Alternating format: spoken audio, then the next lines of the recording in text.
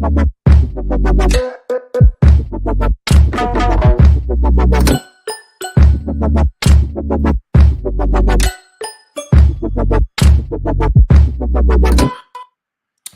people, and welcome back to Norski TV and the What's Going On podcast. Please, if you're new, hit that like button, subscribe and share. But please smash the like button, whatever you do with it, and subscribe. And thank you for those that are subscribed this week. As I said, on a journey to 400, we keep pushing the content weekly. As I said, one day I will be able to do it on a daily basis, but right now, time doesn't avail me. But listen, I'm going to stop waffling on because the show is going to be a really quick show tonight because I have got to shoot. I've got a very busy evening today and tomorrow. So that's the reason why I can't hang around too much. But listen, I'm going to just bring in the fellas. I'm going to bring in Mr. Big D and Mr. JP. Yes, people, how you doing? All right, yes, see you later. See you later. I've gone now. But listen, people, welcome back to the What's Going On podcast show. As I was just saying earlier on, it's going to be a really quick show.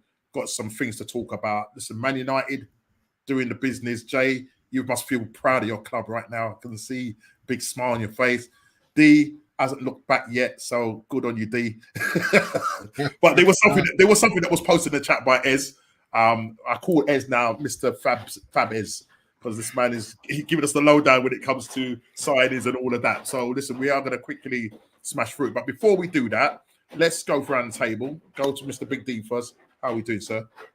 Yeah, I'm all right, bro. Yeah, it's been a bit of a mad week already, but had a nice weekend. And my cousin come around, and then had my goddaughter come up from Kent with her fella. Come up for dinner, man, to cook for them and all that. You know what I mean? Okay, it was nice. right. Yeah, she wanted us to have a little bit of a seal of approval. I won't call out her name because I don't want to surprise her on here. But yeah, man, it was good to see her. respect. And so so they drove up and spent Saturday afternoon into evening with us. So that was lovely. And then that's nice. Back to the grind after that. Yeah. So cool. Eventful weekend. Okay, Friday, cool. Friday, Saturday. Yeah. And Mr. JP, what about yourself? Yeah, good one. It's been a busy week this week, preparing for a few bits and bobs. We got Mr. AFC. Good. Yes, man. Big you up, brother. Yeah. It is going to be a busy one. Tonight is going to be a busy one. As I said, it's going to be a very short show. And hopefully it will be a short show. See, if you see me disappear off the stream, you know why. But listen, we are going to crack on about the events and obviously what we're going to talk about transfers. As we all know, deals are being completed. Arsenal on the verge of completing the Calafiori deal. Basel, I don't know if Basel and Bologna have come to an agreement, but I'm hearing, hold on, one thing else I don't suffer from. Yes, it's not, certainly not. Certainly not. But what I say is that we need to pull our fingers out. That's what I've got to say. Excuse the pun. Pause. Right. But look, for real. Some business going on. You know, Man United. Listen, you're in the news every day about to sign this one, sign that one, and it's kind of crazy. Arsenal. Now, if we get the Calafiori deal over the line, we're looking at Mikel Moreno from Real Sociedad, 28 years old, possibly a deal that can be done. I think we're looking at around about 25 to 30 mil. Cool. Hopefully, that's cool. Hopefully, we can get that over the line and start seeing the deals come through. Obviously, teams have gone on to their pre-season. I think Arsenal are playing tonight in America. They're in America right now. I believe Man United are out there as well. We'll be playing. We're out there. We're out there now. I think either at the weekend or I'm not too sure. Yeah, well, I saw Saeed and them flying to Los Angeles, so maybe that's where it starts, our pre-season over there. Yeah, so, it makes sense. If you go West Coast, then you come back to East Coast, then you back to England. So that would make sense for this destination. So I don't know if we're going Far East either. I'm not sure if we're going. I think it's. I hope not. I think it's just looking at America. I'll be surprised if they are. Man City out there already. They had a pre-season game. Shockingly, got beaten 4-3. 4-3. I saw that. Yeah. Listen, but I think he's got a lot of stars away anyway. He's still got a lot of stars. Yeah. And listen, it's pre-season. It's about them getting their fitness levels up. And sometimes you look at the result, you think, you know what I mean? Listen, Arsenal has sent a young team out. You know, we've still got the likes of Saliba, Saka, Rice. They come back. They probably won't come back until the Emirates Cup. Then I think Havertz and Martinelli will be joining the tour, maybe the second game in the preseason tour in America. So listen, the effects of Euros and, you know, Copa America has really kind of affected transfer dealings and affected teams coming back. I don't think I will be getting up at 3 a.m. to watch that. And the first game we have got is against Bournemouth. We'll be playing Bournemouth today. So in America? In America, yeah. Bournemouth are out there. Bournemouth doing big things, boy. Bournemouth are out there. So let's see what happens. As I say, we got a young team. Listen, let's see what they got. Listen, Jesus needs to prove himself. I'm not going to say Nketiah needs to prove himself because I'm hearing that Nketiah, there's a possibility that he could be going to Marseille. He's agreed personal terms. Fantastic. The number 14 shirt will be rescinded and put rightfully back in the cupboard where it belongs and take his 100,000 with him. And so I think the situation with Nketiah is that it's a possibility, a loan with an obligation to buy. And they're looking at around about 25 to 30 mil. So that's guaranteed money. So the way I look at it is Arsenal, now you know you're getting him off the books. Let's go and get a striker. And this is one of the problems with Arsenal. And I suppose maybe not so much for Man United because you've got Højlund now, who's now got the number 9 shirt, I see. That's a kiss me teeth moment, you know, bro. I'm not even going to lie, Jay. That's a kiss me teeth moment. Let's talk about that. This is repeat patterns. What you're doing is putting the pressure on that kid now even more. Leave him in the number 11. That's what he was wearing, right? The number 11. The 9 brings so much pressure, JP. You know that already. When you see the bare bad man that have wore that shirt, let him prove himself before you fling that shirt back. Apparently he wanted it. But... Of course he wanted it, Jay. Because he thinks he's him already. I mean, you know what? Rude is there, which is a blessing. And Rude got to work some magic with this kid. I mean, what we saw in the Euros was shocking. It just wasn't productive at all. Whether it was, and you just give the man that number 9 shirt. We did this with Mount, big old 7 shirt. Doing what? Nah, man. This is why numbers don't mean nothing to me anymore. It's great when you got a great, you know, your Beckham, your Cantonars, your whatever, when your 7s. But I feel we've had Michael Owen, we've had Valencia. We've diluted it. We've diluted them shirts wearing some of these numbers now. It doesn't. It's like you only got to look at Nketiah with the number 14 shirt. Well, there you go. Right? Yeah. No, but you just think that we would learn from this that the kid's already under pressure without having that number on his back. Just leave him at 11. I don't because he's still a relevant squad number 1 to 11. There was no need to say, "Oh, here you go, then, son." Even more pressure on him. Maybe it'll give him a boost. I don't know. The Giggs were 11. Giggs wore 11. Giggs, and then Mason had it before. That was on the club's website. On the club's website, that's what they said. This number 11 is not really a number for the strikers. It's normally for the wide man. Blah blah blah blah. Yeah, but maybe the number, I don't know. Maybe the number 9 will give him a boost, give him something. The club believe in me. They really think I'm going to be the main man. I don't know. Because the thing is, you know, there's people saying. I mean, just this week, what I've watched with the fan base that when people are doing their Man United first 11, a lot of people are starting Zerzik over him. We got Ez, bro. Yes, Ez, big up yourself, bro. Which is a bit of a, for me, that's like, yo. The man ain't got here, and you're saying you're starting over Haaland. So I think people in the know though, D, because I mean I don't know Zerzik that well. So nor do I. About it. But when I listen to the people in the know who break down his game, he's not actually a box guy.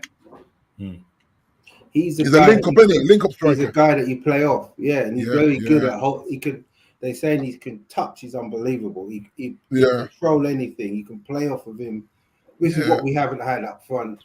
So, and I think they were saying that, Jay and Norms, because they're saying that if we are going to start your Rashfords or your Garnachos and Ahmads, these are the players that work well with that kind of striker. Because, you know, there's rumours that they stopped passing to Haaland because they said he couldn't hold the ball up. So it just became. That's why we said he's getting no service when in fact they're saying, "Nah, man, this brother can't hold the ball up. What's the point?" So if they get a striker that can hold the ball up, but who starts out of Hoyland and Zertsky? I think Hoyland starts. Yeah, I think he starts, and I think he frustrates them wingers. No, but like Jason said, the number might just have him look at himself, and we'll see. Because the videos I've seen from training, Rude's been in them man's ear, boy. He's been watching it. He's been in all of them ears, and I'm thinking, Rude is letting them know, no, don't do that. That's not how we do that. And I like that, Jay. I like that because Rude put pressure on them. And Rude will tell Eric, he'll say, listen, he's not listening in training, Don't start him until he starts to listen to what I'm trying to say.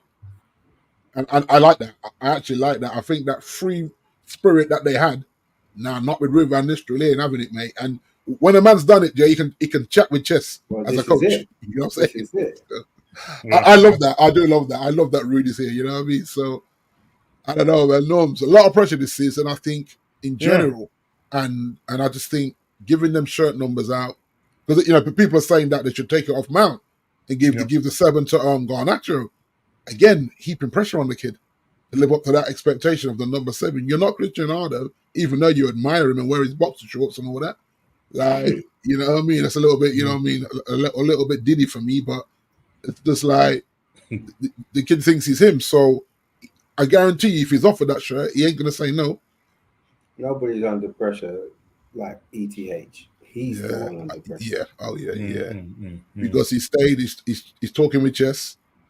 Well, but it seems to be. Look, seems a bit more relaxed. He feels more relaxed. The sign that's coming out, I think he realised where his position is now. He understands where he is in terms of the hierarchy of the club, and he understands the structure now. And look, I'm not going to lie. I'm looking at Man United and I'm thinking, listen, you've got 2 deals over the line. You possibly got some other deals that you're looking at. De Ligt. I heard that has been rejected. That's like the 3rd time, isn't it? No, 3rd time. Yeah, I think. You see, what it is that by Munich want, I think, nearer 50 million euros or something like that, and then with add-ons to take it up to there. But I think Man United only offer something like 30 million. But I think they're looking at about 50 mil. And the thing is, I'm hearing, and this is another question I want to ask you guys, because I'm hearing that if De Ligt does come in, he's going to start with Euro. Now, is that the case? So what's going to happen to your little Argentinian friend? He's definitely starting Licha. No, but I keep hearing it that every time when I hear people talking about if they get De Ligt is the one that's going to start alongside Euro. Now I didn't see Euro in his friendly, but I heard that he played really well in that game against Rangers. If that's the case, he plays Leone. Yeah. He plays Licha at left back because he don't trust Luke Shaw anymore. That's for sure. Right. He does trust Luke Shaw if Luke Shaw's fit. He does trust him. He likes him a lot. He likes him. I'm not convinced now because he. I mean, if you look at his stats, it's almost guaranteed this brother's going to get injured again. Yeah. And leave him in the lurch. I think if he's fit, he likes him a lot, and he offers because. I mean, Licha's got the build of a left back anyway. He's the best option. He's not left back. Oh, I know that. He's the best option. Even for England in that final.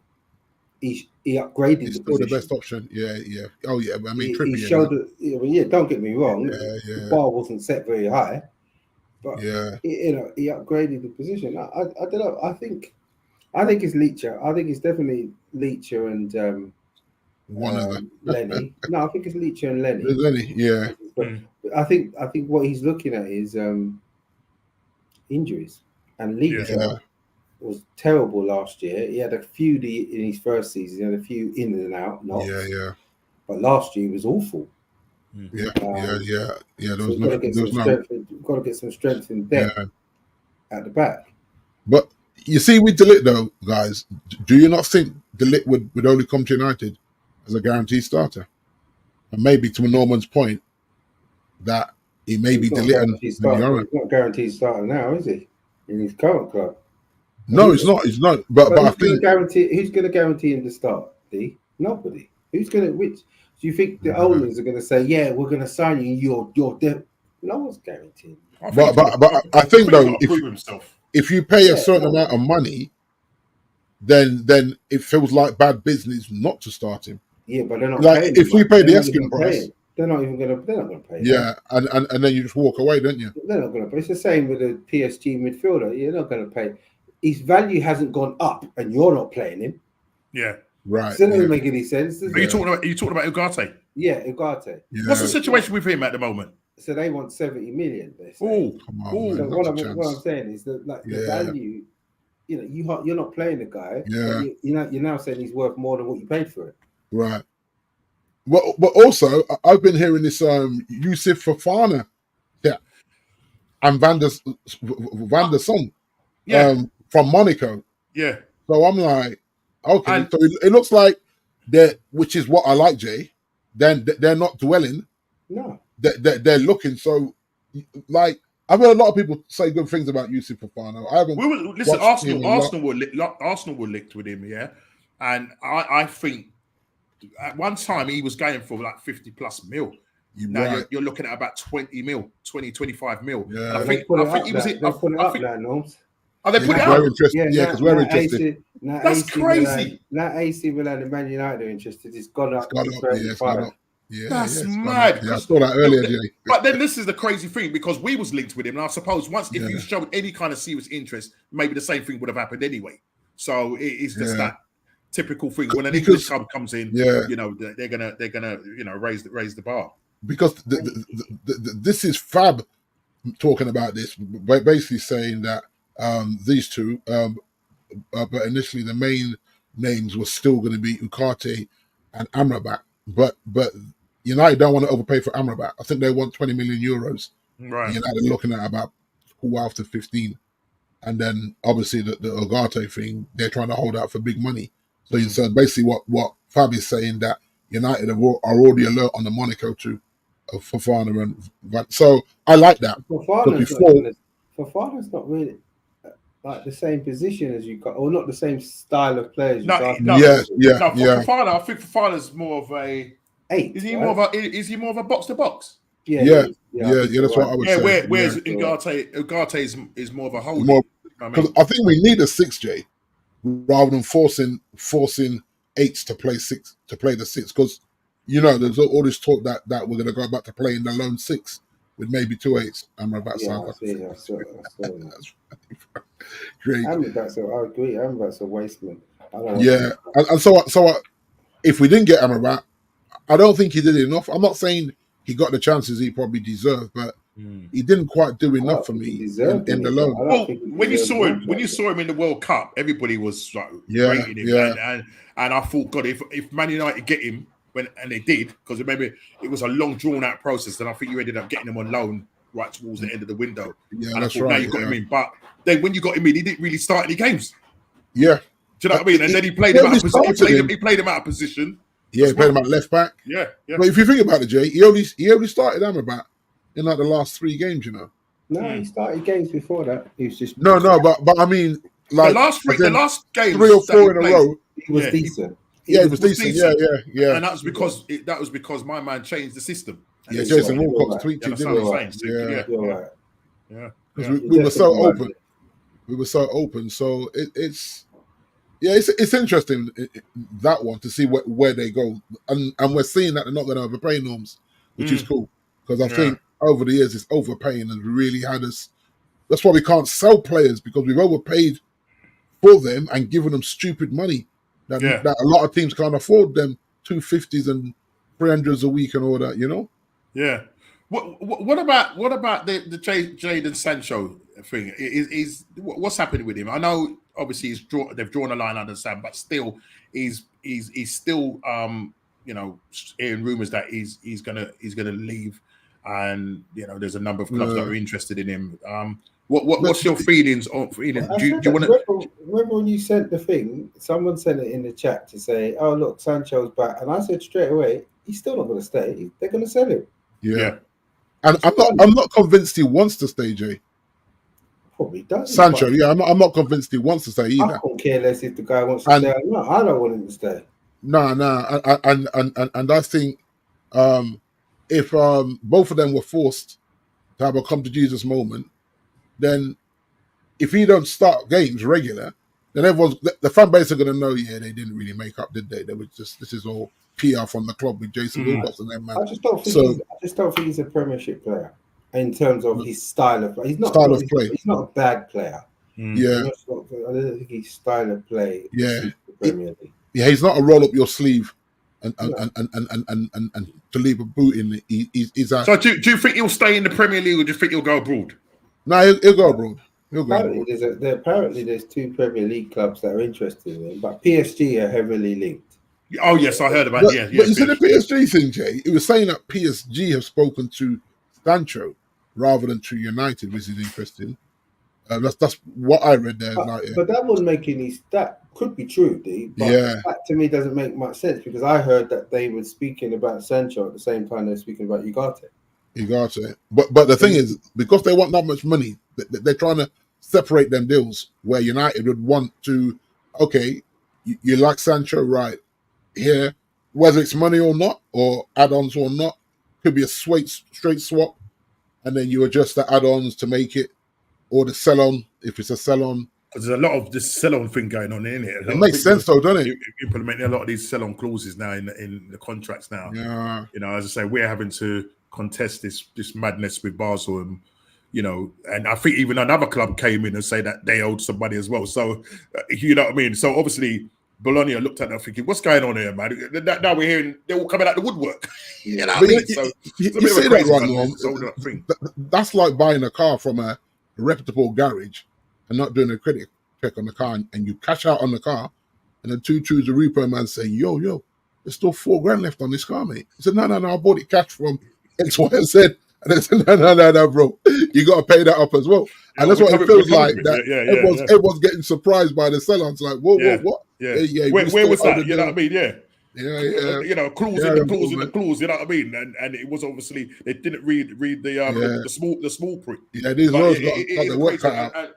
And that was a frustrating thing that was happening with Arsenal and the California deal, because and at times I was getting kind of frustrated, because I think when Arsenal pulled their fingers out, it's only when it was revealed that Basel wanted 50% of that, and so they were trying to listen. If it's already in the clause, why are you trying to renegotiate? It's there. It's in the contract. So why?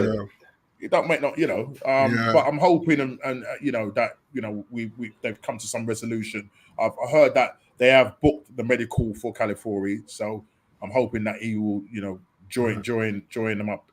Is he a starter, Lawrence? Well, a lot of people saying he is a starter because not because of the price. Because you look at our left back situation, you've got Shevchenko, you've got you've got what's his name, Timber, who's just come back from a serious injury. So when we bought Timber, I think we bought him to play at left back. He's been injured since you bought him, ain't he? Well, because he had the ACL. He had the ACL, didn't he? So again, as Wenger would say, it's like a new signing, isn't it? So we're going to see until he starts running, no. Yeah. You know what I mean? Well, this is it. You won't know until he's in a pressure game to see. Yeah, because he played a lot of behind the closed doors games, and I think he only came on in the last game of the season, which is, you're not going to run your socks off. You understand? So when it really matters in those pressure moments, you know what I mean. So you'll see how he's prepared. They're saying that California would be the one that will likely be the one that will start at left back. He will probably be a long-term successor to Gabriel Magalhaes, because he is a left-sided centre back. Yeah. Okay, so what they're basically saying is because he's only 22 and he's been sought after by a number of clubs, and I heard that even like a number of clubs during this time when we was trying to negotiate, were trying to hijack the deal. A number of clubs will sort of come in and say, "Oh, why don't you come to us?" You know what I mean? What type of clubs? So I think they said obviously Juve. Chelsea, I heard City. Chelsea. There was a number. Chelsea. Always, isn't it? There was a number. You go the legwork and Chelsea swoop in. A number of teams that were, but he said no. He wanted to go to Arsenal, which is good. He's made his mind up and everything now. So as I said, it's just a matter of now waiting to. We're hoping that we'll hear the deal go through this week and announce, and here we get we go by. Fab is, you know what I mean? So that's what we're listening for. Here we go by Fab. So another one was something that you guys weren't really too happy about, and that was that talking about the sell-on clause. Yeah. can somebody explain to me the the Mason Greenwood thing?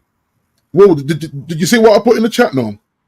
And I talked to my brother about it, who's a lawyer, and he was saying that sometimes you have to, when something goes that bad, you have to offer incentives, because basically they could have just terminated his contract and got no money. Him going to Getafe got him profiled again, and so I think Getafe would have said, "We'll take him, but we probably can't afford to buy him after this year's loan. But if we take him and help increase his profile so you can sell him for profit, pure profit, then we want a cut of that." And that's the only thing that makes sense, Jay. Otherwise, we are stupid. As in the old regime are stupid. But it makes sense if they agreed that, okay, listen, we can't lose him for nothing. Because we were clinging on to Mason, which was very worrying, which made me think they wanted to bring him back to Old Trafford. But then when they tested the water, it was like, yo, you know what? We can't do that. So, let him go to Gaddafi. They will profile him. Hopefully they'll overplay him, for a better use of a word. He'll do well. He did well. And now they got some money that they were never going to get for a guy that's tarnished, unfortunately. And they know that, okay, we're going to break them a piece off, because we promised them, if you take him and you increase his profile so we can sell him, then we have to give you a piece of the action. And that does make sense, because nobody wanted him, Jay. But even if that makes sense, right?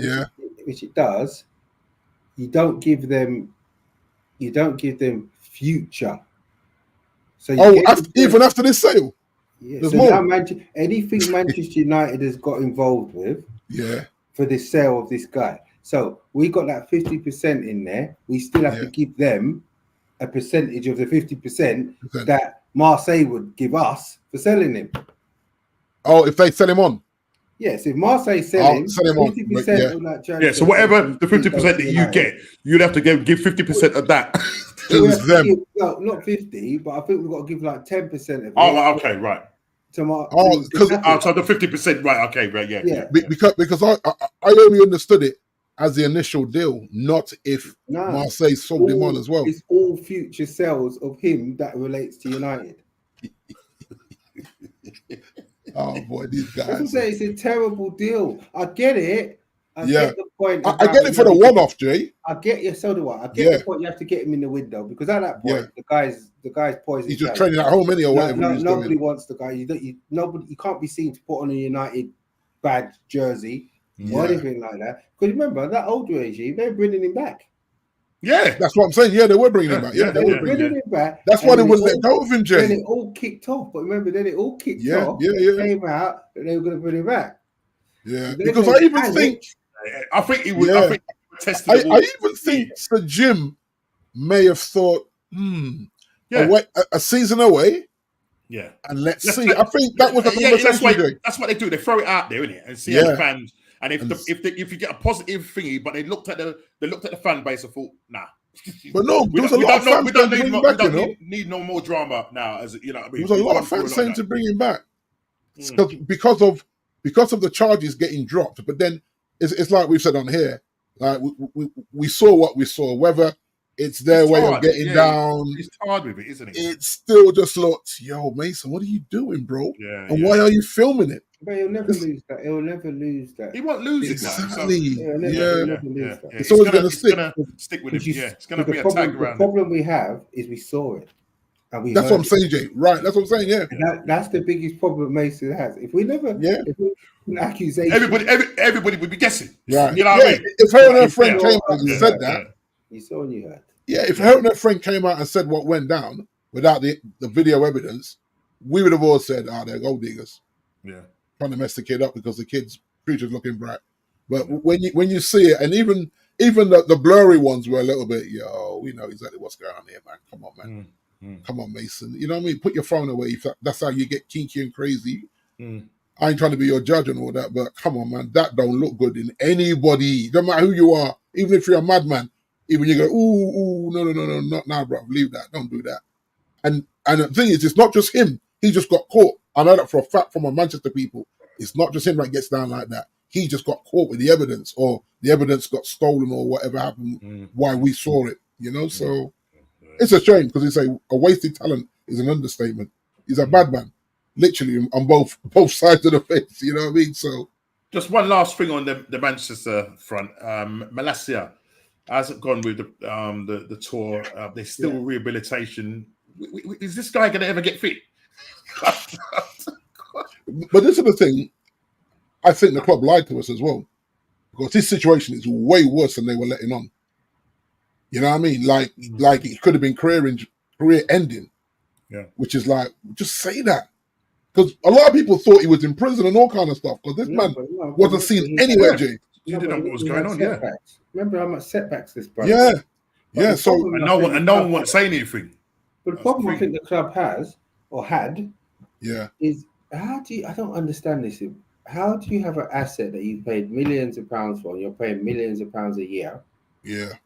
And then he has an injury, and he says, "Well, I don't want to go with your doctor. I want to go with my doctor in Holland."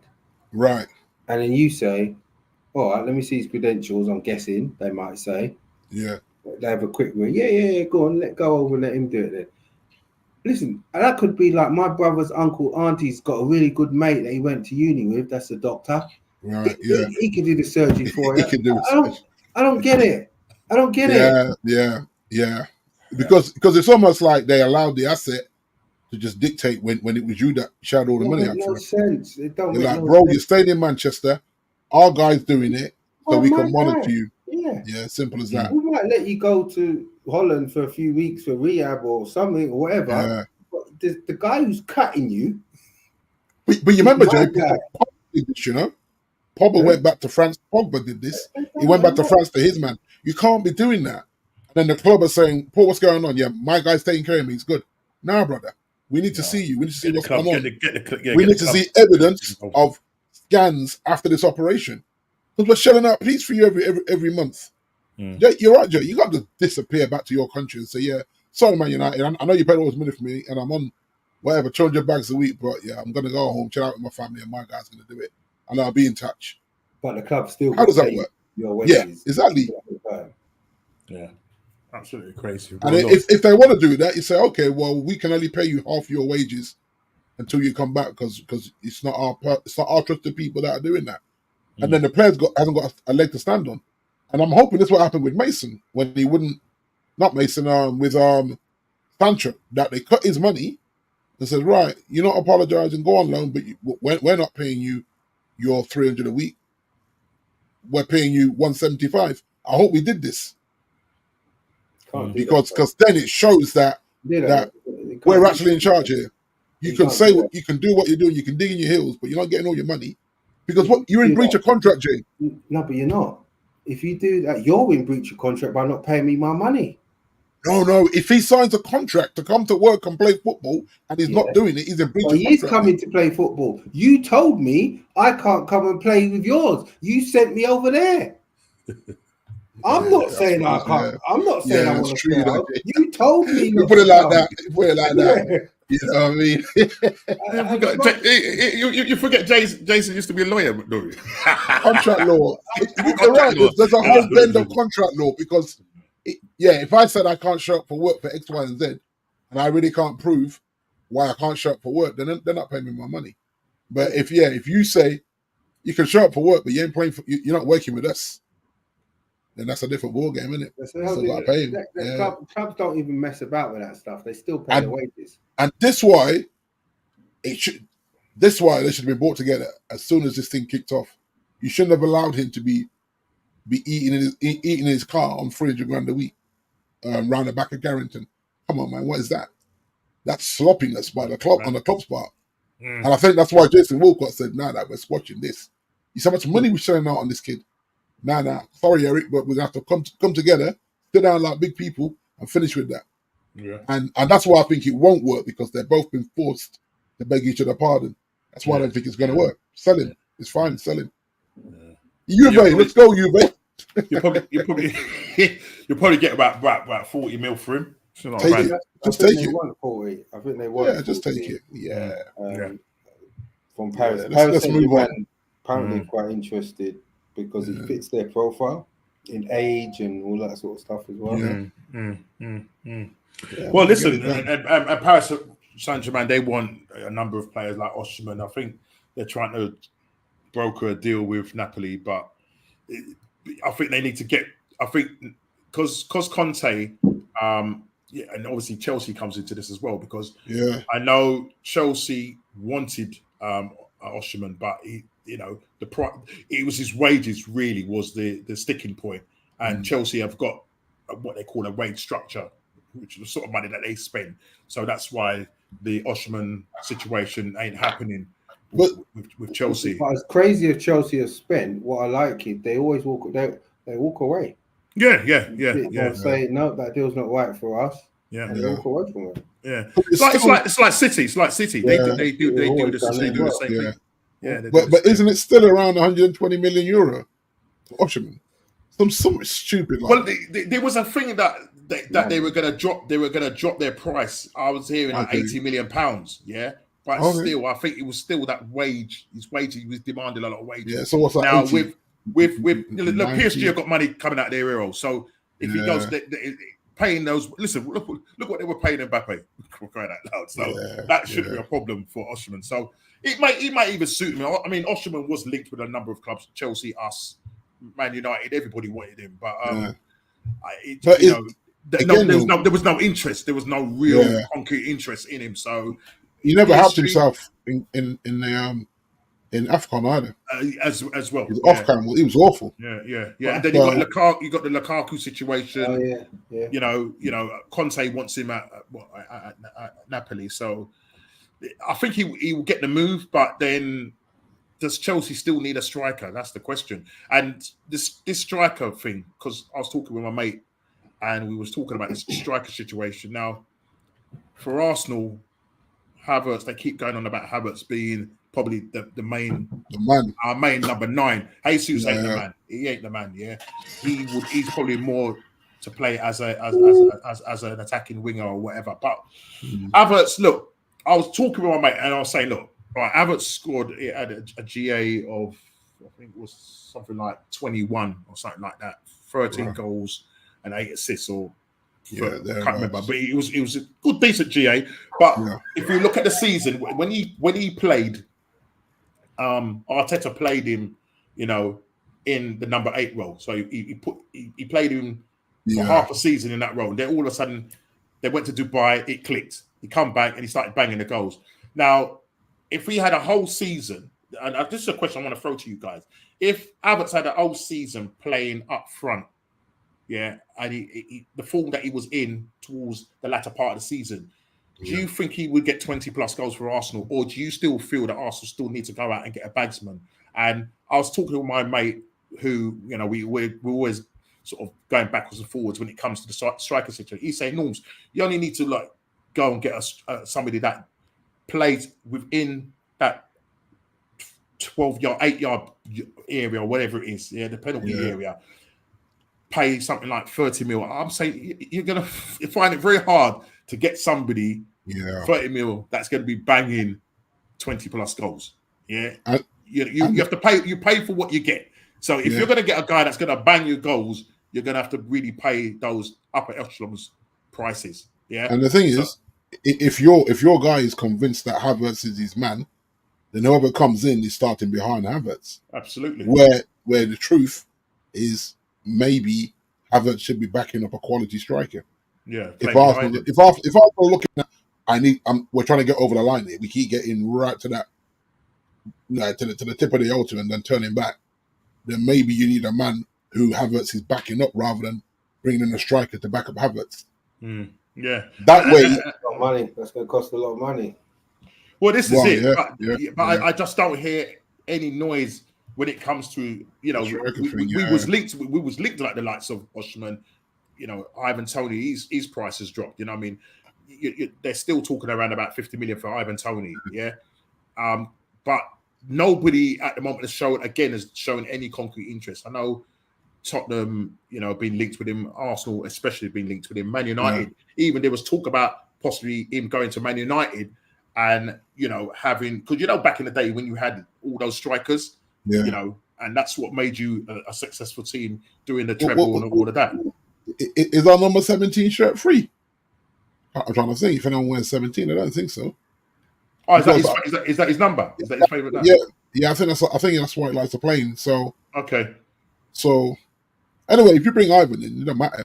If a youth man got that, you say, bro, relax. Yeah, I mean, listen, he's 28. Yeah, yeah. You could get at least 3-4 years out of him. He knows where the back of the net is, and the way Arsenal play, we create chances, and I think he will score lots of goals for us. And I think he's not injury prone either, no. No, he's not. He stays very fit. So yeah, but just going back to the question, if Havertz did play a whole season up front, do you think he would bag us 20 goals?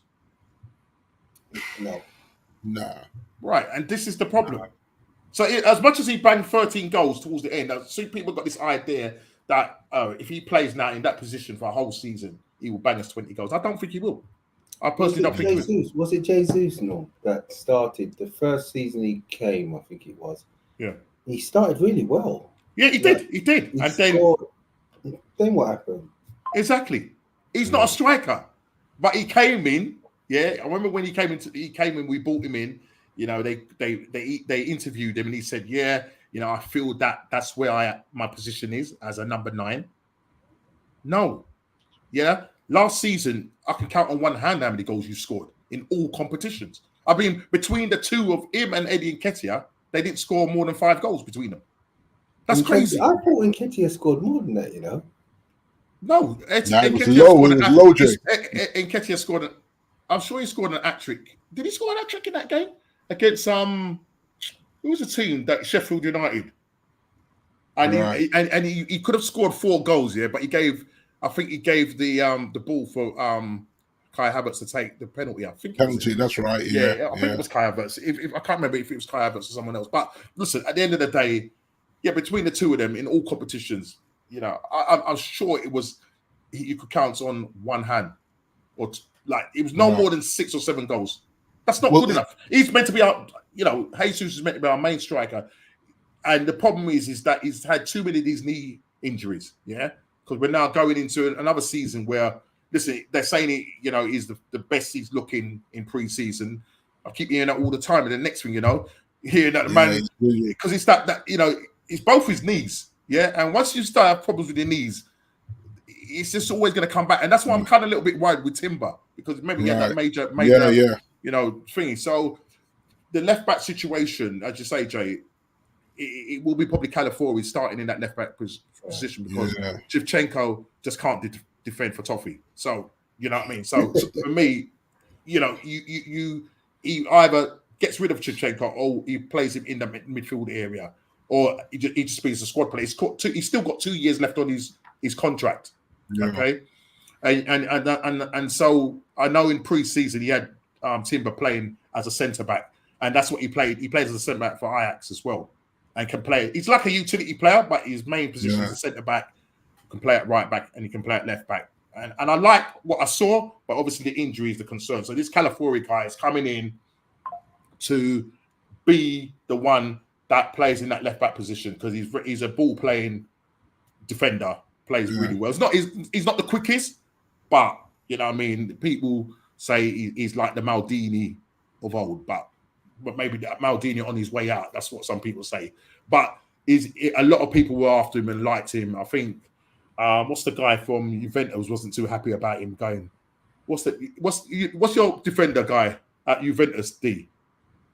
Is it Cellini? Is it Cellini? Oh yeah, he's a centre half, isn't he? Yeah, I think it was him that was having a little bit of a moan and saying, yes. Yeah, saying why is he coming to Arsenal? But he's chosen Arsenal. I forget these. He's a Juve man, isn't he? He's a Juve man as well. So he felt. I suppose you know what. It's more of the, you know, we talk about the better league. I always think that players are going to want to come here to prove themselves. If they're worth their weight in salt, they're going to want to say, "Well, I came to the Prem," and if you come to a team like you guys, then it's probably more appealing. Not only the league, but the financials as well, because a lot of these foreign teams are struggling with the money. They're not offering what they were offering back. And unless you go to a Barcelona or a Madrid or a Bayern, even the likes of Barcelona struggling financially because they've got to sell the money's not there. Because I'm hearing that PSG was trying to do their own little TV deal. Leave the rest of the teams hanging. I'm like, what? What is that? That's madness, I think the Premier League technically, the Premier League technically, is not the best compared to say Spain, the Spanish league, but it's pace and power and a lot of pressure. It's a lot of pressure, and that's why teams that come from the likes of the Dutch league and that don't really do too well. Memphis Depay, when he came to you guys, and then that kind of swallowed him up. What's the guy? I think it was wrong timing for Memphis as well. Yeah, what's the other geezer? But he's gone now. He came in. What's the blonde hair guy?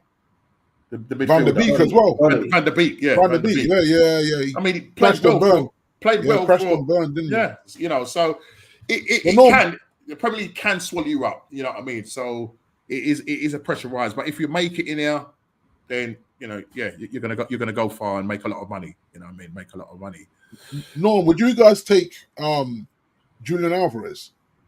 Because there's a lot of rumors now that he don't want to back up. He wants to start. Okay, that moves us nicely. Starting him. Okay, so that moves us nicely into City. Very quiet concerning transfers. Are there 115 reasons, Jason, for this?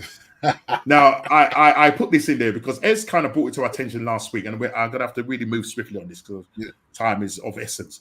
I just want to get you a quick theory on why it's very quiet on the Man City front. Now, listen, Pep is not going to stick around. He's going in 2025. That's his last season with Thingy.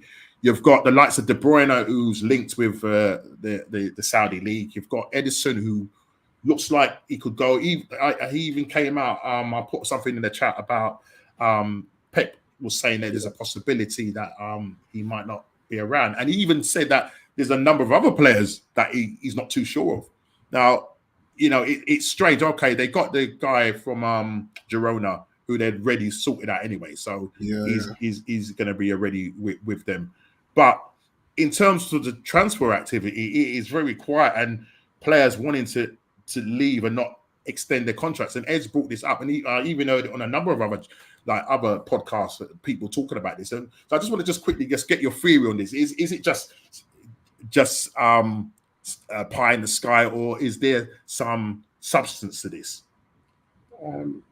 I think a lot of this is to do with the fact that they all probably know Pep's not staying beyond this season. Right.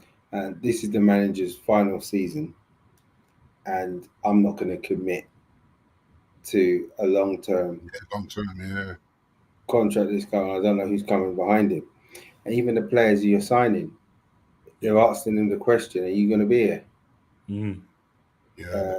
Beyond, like people used to ask Sir Alex that all the time. How long are you going to stay as he got older and older? Yeah, that's right. How long are you going to stay? He never told him. But you remember how annoyed Van Persie was, Jay? You remember? Yeah. He was fuming with him.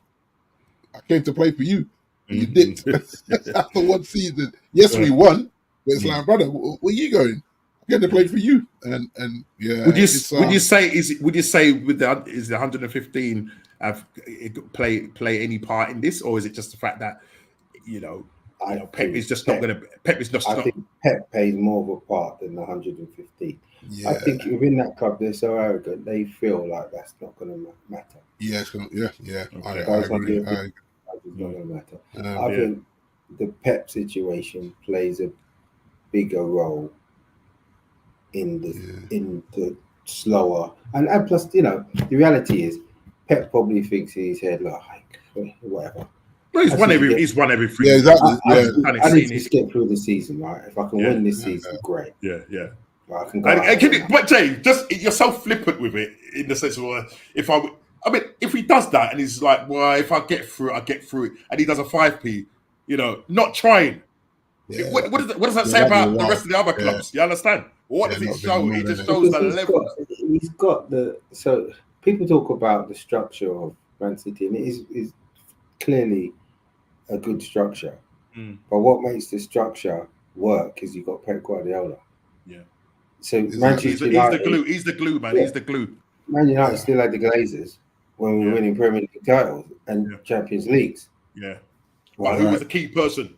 Fergie. There you go. Yeah. There you go. Yeah. So you can have the best structure in the world, if you've got a terrible, if you ain't got a good enough manager, it shows. Yeah, because if you look at the Liverpool situation now, life after Klopp could be a very similar thing, guys. That if this guy don't hit the ground running, players are gonna what? I'm hearing that Trent is gonna commit his is he future to Liverpool, so that's a positive. If I was Trent, I'd head out, mate. So would I. Yeah, Kofi, if you're hearing this, Kofi Klopp, if you're hearing this, if Real Madrid are knocking, why wouldn't you? Not being funny. Why wouldn't you? Yeah. He's got a year left on his contract, hasn't he? Trent, that's 1 right, year. Yeah. So it'd be interesting because some people were saying, look, with the noises around that, was that maybe he's looking for a bigger contract. You know what I mean? And maybe that's the case. Big up Junior, we're saying. Yes, Junior. Good talk in the week, bro. yeah. But it's maybe because of that. You've got Virgil van Dijk, who's into his last. He's 33. Sadly, he might come knocking. You've got Mo Salah, who is probably going to be his last season. He's giving him one more season. There's a Japanese guy that they're linked to, Kobo or something from. What club is he from? He was in he was with Real Madrid and he went to another Spanish club and I can't remember the name of the club, but they're linked with him. I'm not too sure of the price, exact price it is, but very much in the Mo Salah mold. Quick, young. So we'll see what happens there, but. The transfer dealings there, Man City and Liverpool have been very quiet. Yeah. But listen, some people say, listen, it's still early in the transfer window. It is still early. Because you what we got to understand, we're not seeing what's going on in the background and all the deals. I think we just get frustrated because we want to hear, we're bringing this one, we're bringing in this one. My son. He couldn't care less of what player it is, whether they're good or not. He just likes the idea of somebody signing for a club. That's what he says. Because Dad, I just like the idea. I said, I couldn't care how good he is. I just like the idea we've signed a player and whatever. It's just that whole build up to it. And I think Sky play on this. When Jim, what's the name, used to do it.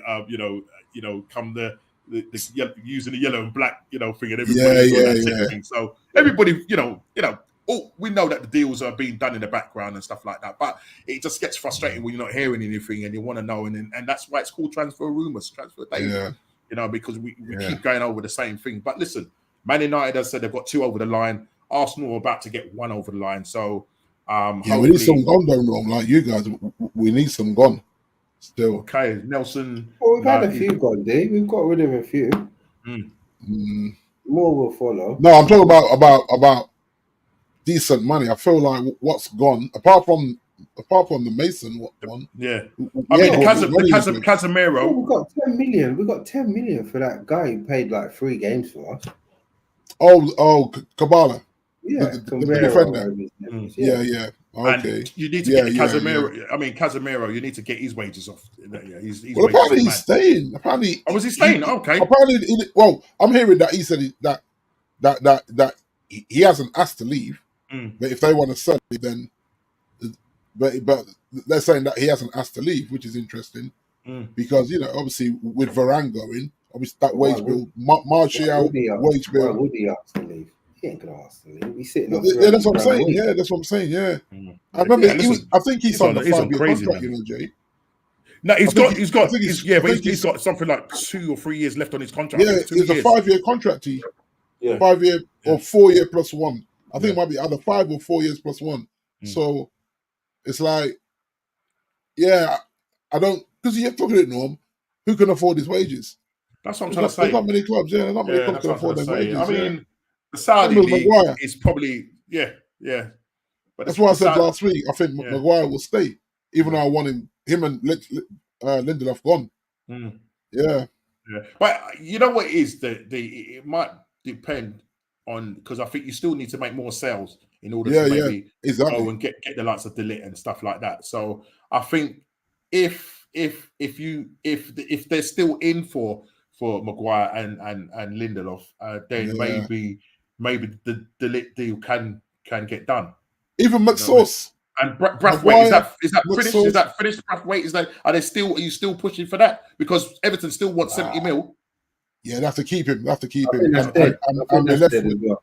I've been left with a very middle player. What's that, Jake? I said I think Braithwaite's dead.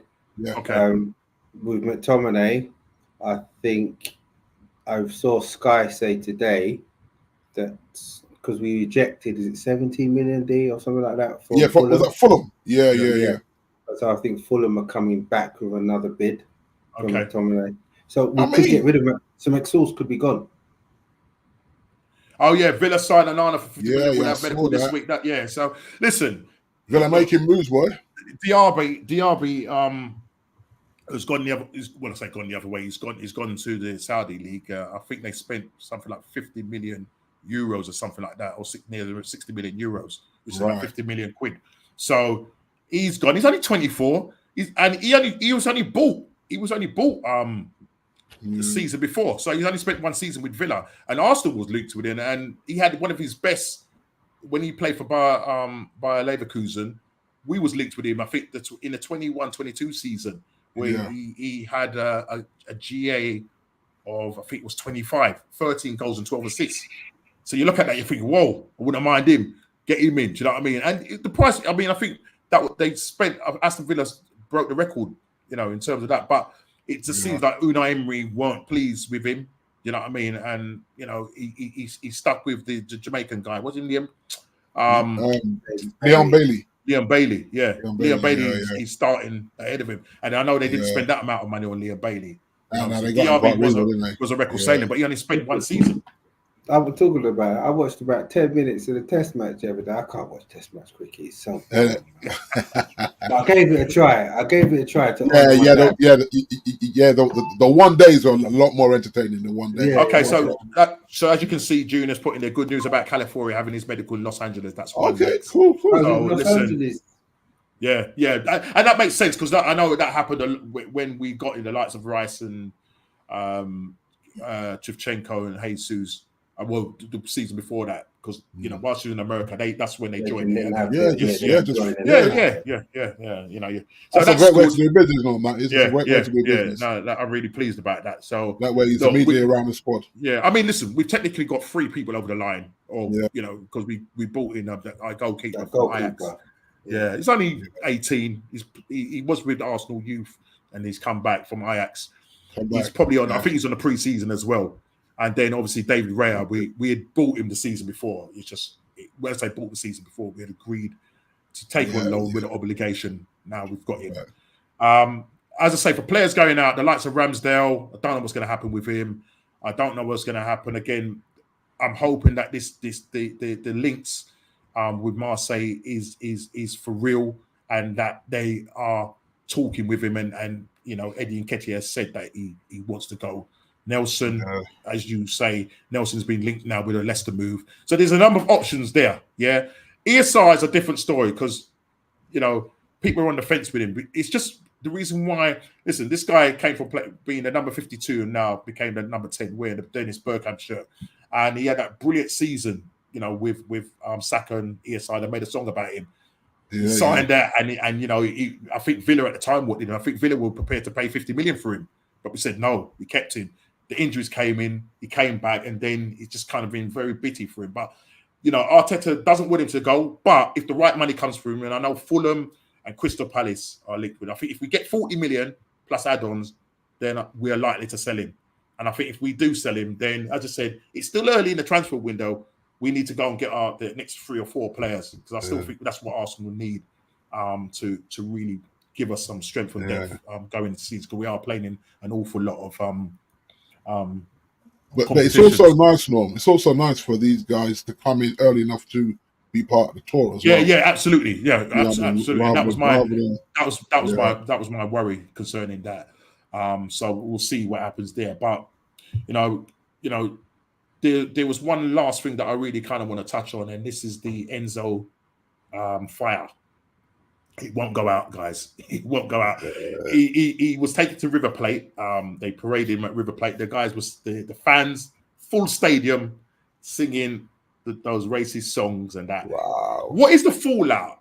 Now, Ez, maybe because it's Chelsea, he says that he doesn't think it's going to really have any effect. But a number of more of his teammates, obviously they've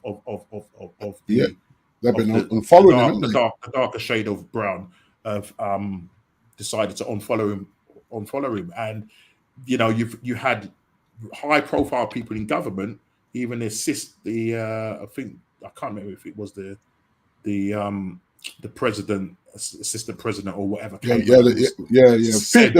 female lady. I saw that. Saying her nonsense and that. But how do you think this will, in terms of the morale going into pre-season? Because you even had some guy. Where is it? Let me find it. Because I think Ez sort of kind of summed it up by saying that it's part of their DNA, and that's their culture. And there was a guy. It's very cultural. I can't find. I think it was here. Why the guy, Chelsea midfielder, blah blah blah. I'm trying to find the thing where. Well, I think it was you, Jay, that was saying that Leacher just sat there and was just like, Well, I didn't see him. I didn't see him or Garnacho. But look, when it comes to things like this, I don't really have any allegiance. To my team. It was Rodrigo De Paul has criticised Chelsea players for unfollowing. This is an Argentinian guy. He plays. I'm not too sure who he plays for. His response to his video of Argentinian players singing a racist song after the Copa America win. Both Chelsea, blah blah, have opened up investigation after Fernandez filmed this, and the rest of the story. During Fernandez broadcast, Argentina's players could be heard singing the first two lines of the song on passport about French nationality and all where they're from and all that. But I just want to hear what this Rodrigo guy was saying. He was saying, which I just think, guy, that you don't get it. You don't get it. He says, but Atletico Madrid, that's it, Atletico Madrid midfielder De Paul, who plays alongside Fernandez for the side, Argentinian side, said he described the reaction from Chelsea players as strange. Yeah, that's strange. What happens with this song, the thing is that one doesn't analyze a song from the pitch, one sees it more in relation as a joke. Wow. You see the mentality. You see what I'm saying? And Paul said in an interview with Miguel Grandos that I can understand people who have suffered racism and don't like it. I think there are places I think that if a person or some of Enzo's teammates, as is happened, feels offended, the way to do it is to call him, not expose him on social media. But you had Enzo going on live Insta. Right. Come on, man. Yeah. Two wrongs can't make a right. Come on. But the social media thing is just because it's not a generational thing. This is just how that's how it is. That's how it is, right?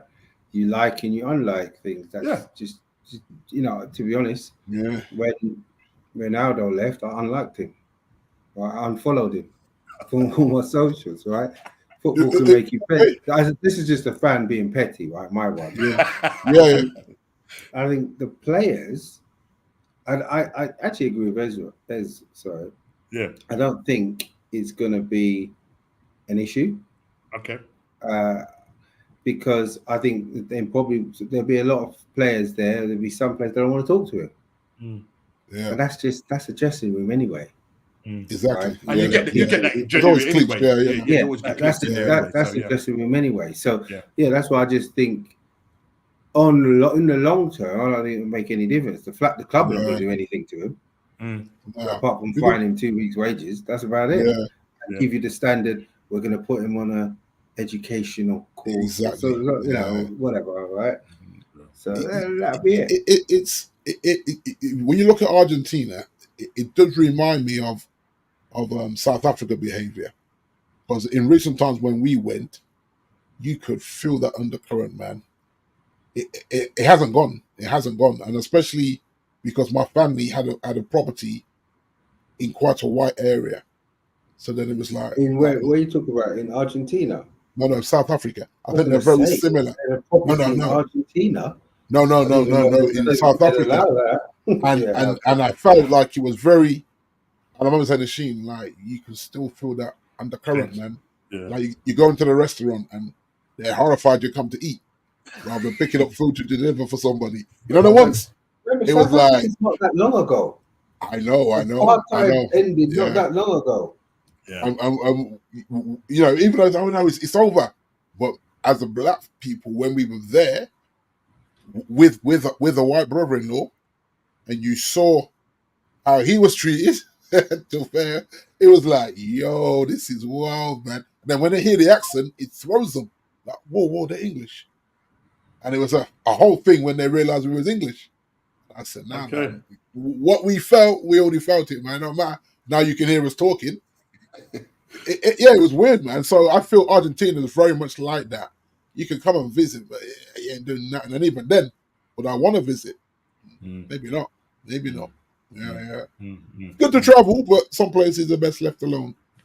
Yeah, definitely. Yeah, it's just what it is, isn't it? Yeah, just what it is. Man. But listen, we will see what happens when he finally joins his teammates, and I'm sure more stuff will come out concerning that. But I hope he's, as I said, if he does have his educational and he learns from it.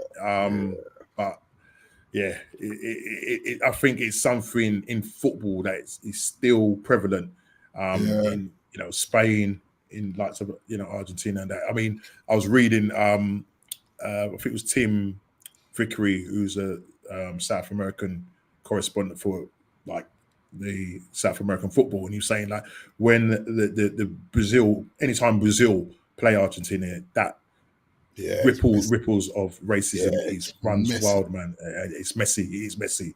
Excuse the pun, messy, but I mean, Argentina removed all of their people of color. Exactly.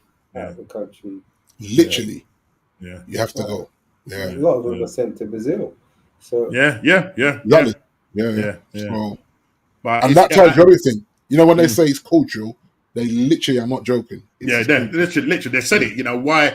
And you know the assistant president or whoever the woman was saying, why are they interfering? They know the fact that this is colonialism. Culture. You know, and that's what it is. We will say as it is, and that only happened when Argentina beat France that year in the World Cup. That's right. And that's where the song derived, and it's quite an offensive song. You know what I mean? I know they had a little dig at Mbappe about his choices of we won't go down them roads, but it is what it is. But look, it's going to be a very short show today, guys. I really appreciate everybody that's in the chat. Look forward to the rest of the pre-season games. Looking forward to Calafiori passing his medical and see how he fits in with the Arsenal family. And hopefully with the Calafiori deal getting over the line, Arsenal have got, a number of players that they've probably. I just want to see them fire off now. Just go, let's see them fire off, and hopefully pre-season now, it is successful. There is a lot of young players, so I'm not expecting. We got that game against you guys on Saturday, so we'll see what happens there. But I'm not going to look too much into it if Man United beat us and that, because look, same. Look, Menu and that. If we beat you, Norm, it's on. We beat you last year. Then got gassed. Then everyone got gassed. Yeah, exactly. And I remember Manu in that pre-season game destroyed our midfield. Yeah, and then he got injured, didn't he? Then he got injured. I mean, what if he did start? Yeah, but that's what I'm saying. Listen, he's young. I'm telling you, if Man United, and I suppose it's the same for Arsenal as well. Those key young players that are key, like Saliba, Real Madrid are going to be coming knocking. Oh yeah, you understand? So Arsenal need to be winning stuff. You know what I mean? And I just hope that this season will actually go all the way and try and pick Man City to a final. We'll see what happens, and take it from there. But people, please, before you leave, hit that like button, subscribe and share if you're new. We're out of here. Next week we go again and see what transfers we've done, see how pre-season is going, and any more news concerning football. We'll see what goes down. But people, thanks for listening. Take care, and we'll see you next week. Take care and God bless. Take care. Peace out.